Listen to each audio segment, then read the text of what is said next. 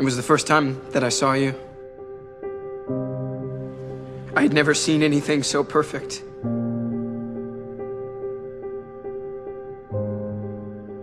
I remember thinking that I had to have you or I'd die.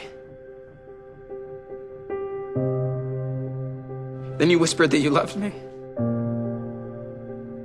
And I felt so peaceful and safe.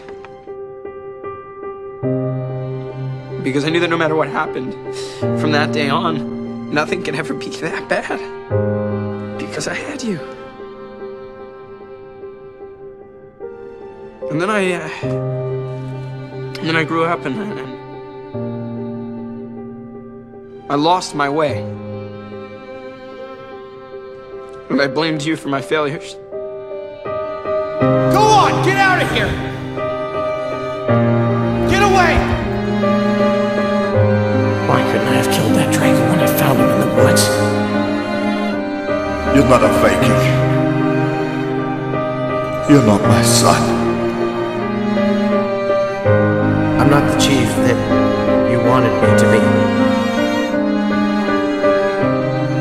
What if he never comes back? But I guess if I love you, I should let you move on.